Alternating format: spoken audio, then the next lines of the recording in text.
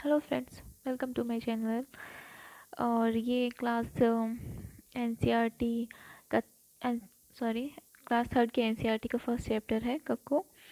अब स्टार्ट करते हैं हम लोग। नाम है उसका कक्कू। कक्कू माने कोयल होता, लेकिन ये तो दिन भर रोता, इसीलिए हम इसे चिढ़ाते, कहते इसको सक्कू। नाम है इसका कक्कू। कोयल माने मिश्री जैसी मीठी जिसकी बोली, ये तो जाता भड़क करो जब इससे तनिक ठिठोली, इसीलिए तो कभी कभी हम कहते इसको भक्कू। नाम है इसका कक्कू। कक्कू वह जो गाना गाए, बात बात में जो चिढ़ जाए, रहता मुंह जो सदा फुलाए, गाना जिसको जरा ना आए, ऐसे झगड़ालू को अब से ना कहें हम जक्कू। नाम है इसका कक्कू। और ये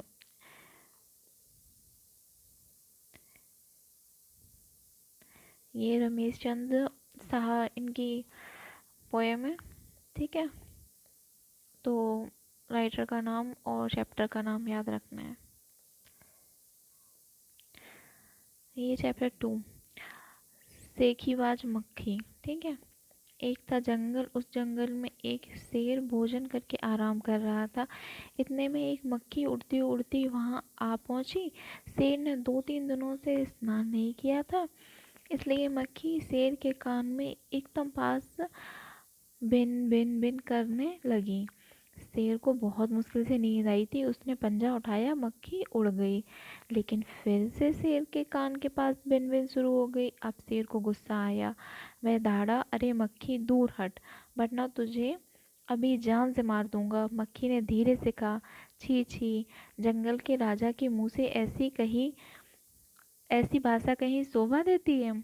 शेर का गुस्सा बढ़ गया। उसने कहा, एक तो मुझे सोने नहीं देती, ऊपर से मेरे सामने जवाब देती है। चुप हो जा, वरना अभी। मक्खी बोली, वरना क्या कर लोगे? मैं क्या तुमसे डर जाऊंगी? मैं तो तुमसे भी लड़ सकती हूँ, हिम्मत हो तो आ जाओ। शेर आग बबूला उठा। उसने कान के पास पंजा मारा। मक्खी तो उड़ गई और कान जरा छिल गया। मक्खी उड़कर शेर की नाक पर बैठी तो उसने मक्खी को फिर पंजा मारा। मक्खी उड़ गई। अब की बार शेर की नाक छिल गई। मक्खी मक्खी अभी शेर के माथे पर बैठती, कभी शेर के माथे पर बैठती, कभी गाल पर तो कभी गर्दन पर। शेर पंजा मारता जाता, खुद को घायल करता जाता। मक्खी तो फट से उड़ जाती। अंत में शेर ऊब गया, थक गया। वह बोला, मक्खी बहन, अब मुझे छोड़ो, मैं हारा, तुम जीती बस। मक्खी घमंड में चूर होकर उड़ती उड़ती आगे बढ़ी। सामने एक हाथी मिला। मक्खी ने कहा, अरे हाथी, मुझे प्रणाम कर। मैंने जंगल के राजा शेर को हराया है, इसलिए जंगल में अब मेरा राज चलेगा। हाथी ने सोचा, इस पागल मक्खी से बहस करने में समय कौन बर्बाद करे। हाथी ने सूंड ऊपर उठाकर मक्खी को प्रणाम किया और आगे बढ़ गया। सामने से आ रही लोमड़ी ने ये सब देखा। लोमड़ी मंद मंद मुस्कुराने लगी। इतने में मक्खी ने लोमड़ी से कहा, अरे ओ लोमड़ी, चल मुझे प्रणाम कर। मैंने जंगल के राजा शेर और विशालकाय हाथी को भी हरा दिया। लोमड़ी ने उसे प्रणाम किया, फिर धीरे से बोली, धन हो मक्खी रानी, धन हो। धन है आपका जीवन और धन है आपके माता पिता। लेकिन मक्खी रानी, उधर वह मकड़ी दिखाई दे रही है ना, वह आपको गाली दे रही थी। उसकी जरा खबर तो लो ना। यह सुनकर मक्खी गुस्से से लाल हो उठी। मक्खी बोली, उस मकड़ी को तो मैं चुटकी बजाते खत्म कर दूंगी। यह कहते हुए मक्खी मकड़ी की तरफ झपटी और मक्खी के जाले में फंस गई। मक्खी जाले से छूटने की ज्यों ज्यों कोशिश करती गई, वे त्यों तो भी अधिक फंसती गई। अंत में वह थक गई, हार गई। वह देखकर लोमड़ी मंद मंद मुस्कुराती हुई वहां से चलती बनी। और ये स्टोरी लिखी है योगेश जोशी ने। ठीक है, ये याद रखना। ठीक है, ये इम्पोर्टेंट है कि ये स्टोरी किसने लिखी है, तो योगेश जोशी ने। ठीक है। और चैप्टर का नाम क्या था? चैप्टर का नाम था सेखीबाज मक्खी। ठीक है।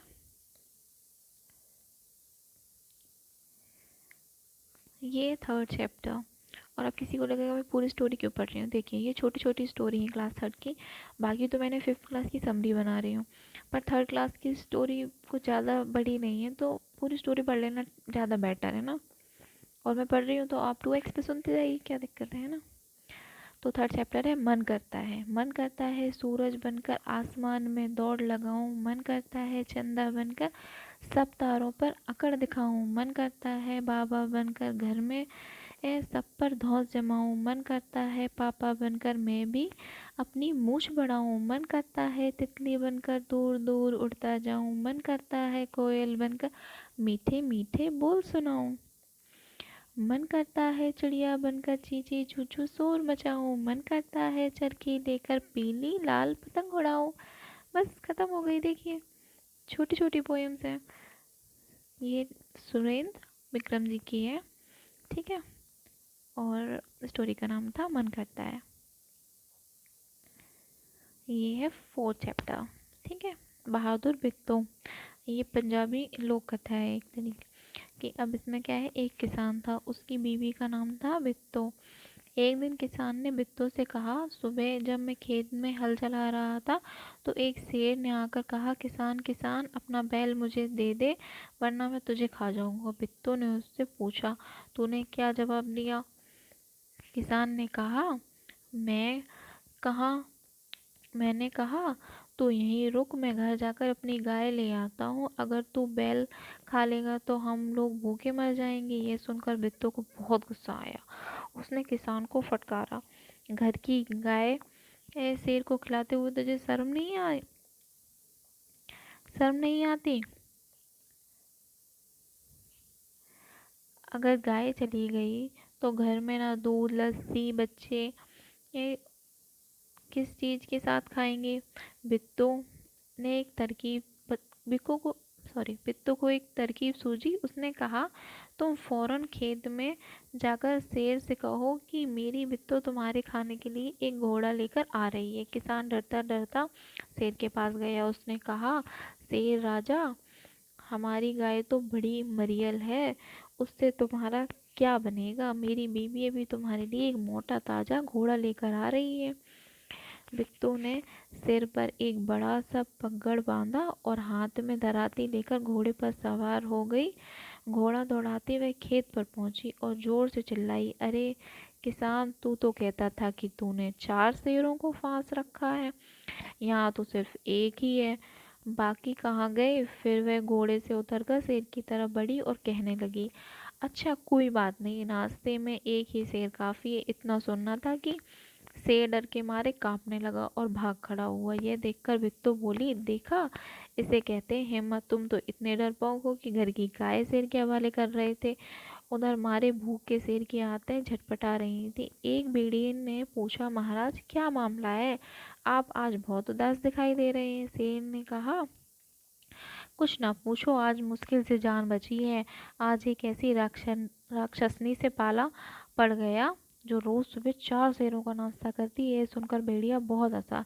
वह सुबह झाड़ी में छुपकर सारा तमाशा देख रहा था। उसने कहा, बोले बादशाह, अब तो बित्तो वह तो बित्तो थी जिसे आपने राक्षसी समझ लिया। आप इस बार फिर कोशिश करके देखिए, अगर बैल आपके हाथ ना आए तो मेरा नाम भेड़िया नहीं। बहुत कहने सुनने पर शेर किसान के खेत में जाने के लिए तैयार हो गया, लेकिन उसने भेड़िए से कहा, तुम अपनी पूंछ मेरी पूंछ से बांध लो। दोनों जने पूंछ बांधकर चल पड़े। उन्हें देखते ही किसान के होश हवास गुम हो गए। वह डर से थर थर कांपने लगा, लेकिन बिट्टू बिल्कुल नहीं घबराई।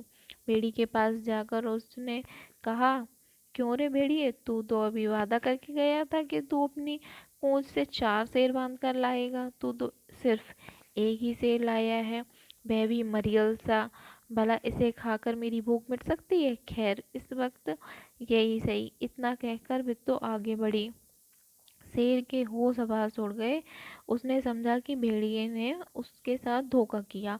वह फौरन वहां से भागा। भेड़िया बहुत चीखा चिल्लाया, लेकिन शेर ने एक न सुनी, तेजी से भागता चला गया। किसान और बिट्टू आराम से रहने लगे। उन्हें मालूम था कि अब शेर उनके खेत की तरफ कभी नहीं आएगा। और ये भी खत्म हो गई स्टोरी। ये चैप्टर नंबर 5।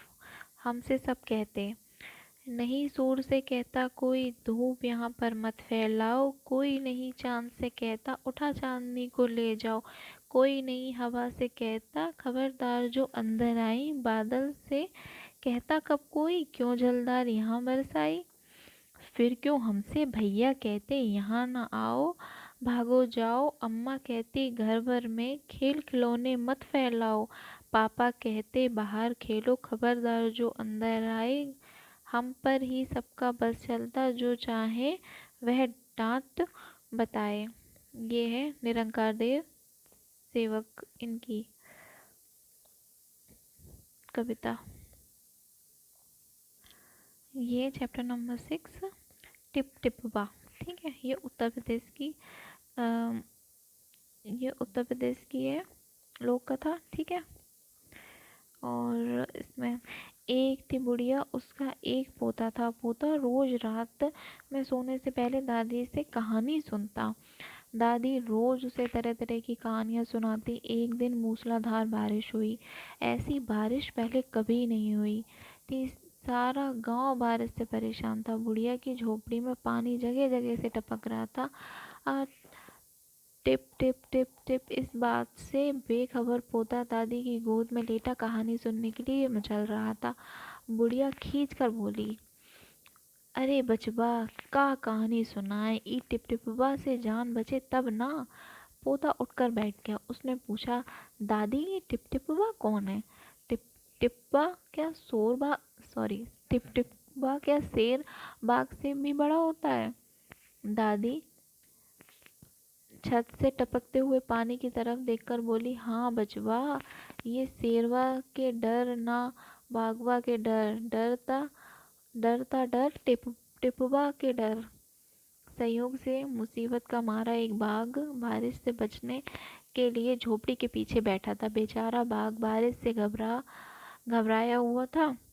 बुढ़िया की बात सुनते ही वह और डर गया। अब यह टिपटिपवा कौन सी बला है? जरूर ये कोई बड़ा जानवर है, तभी तो बुढ़िया शेर बाघ से ज्यादा टिपटिपवा से डरती है।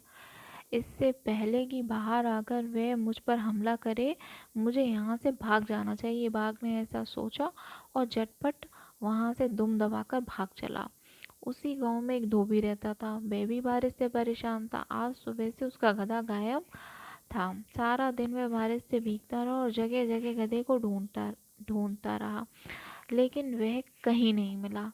धोबी की पत्नी बोली, जाकर गांव के पंडित जी से क्यों नहीं पूछते? वे बड़े ज्ञानी हैं, आगे पीछे सबके हाल की उन्हें खबर रहती है। पत्नी की बात धोबी को जच गई। अपना मोटा लठ उठाकर वह पंडित जी के घर की तरफ चल पड़ा। उसने देखा कि पंडित जी घर में जमा बारिश का पानी उलीच उलीच कर फेंक रहे थे। धोबी ने बेसब्री से पूछा, महाराज, मेरा गधा सुबह से नहीं मिल रहा है, जरा पोथी बाज कर बताइए तो कहाँ है? वो कहाँ है? सुबह से पानी उलीचते पंडित जी थक गए थे। धोबी की बात सुनी तो जुझला पड़े और बोले, मेरी पोथी में तेरे गधे का पता ठिकाना लिखा है क्या? जो आ गया पूछने, अरे जाकर ढूंढ उसे किसी गड़ई पोखर में। और पंडित जी लगे फिर पानी उलीचने। धोबी वहां से चल दिया। चलते चलते वह एक तालाब के पास पहुंचा। तालाब के किनारे ऊंची ऊंची घास उग रही थी। धोबी घास में गधे को ढूंढने लगा। किस्मत का मारा बेचारा बाघ टिपटिपवा के डर से वहीं घास में छिपा बैठा था। धोबी को लगा कि बाघ ही उसका गधा है।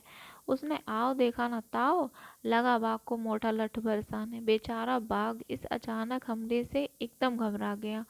बाघ ने मन ही मन सोचा, लगता है यही टिपटिपवा है, आखिर इसने मुझे ढूंढ ही लिया। अब अपनी जान बचानी है तो जो कहे चुपचाप करते जाओ। आज तूने बहुत परेशान किया, मार मार कर मैं तेरा कचूमर निकाल दूंगा। ऐसा कहकर धोबी ने बाघ का कान पकड़ा और उसे खींचता हुआ घर की तरफ चल दिया। बाघ बिना चू चपड़ किए भीगी बिल्ली बना धोबी के पीछे पीछे चल दिया। घर पहुंचकर धोबी ने बाघ को खूंटे से बांध दिया और सो गया। सुबह जब गांव वालों ने धोबी के घर के बाहर खूंटे से एक बाघ को बंधे देखा तो उनकी आंखें खुली की खुली रह गईं। और ये स्टोरी लिखी है गिरिजा रानी अस्थाना ने। ठीक है।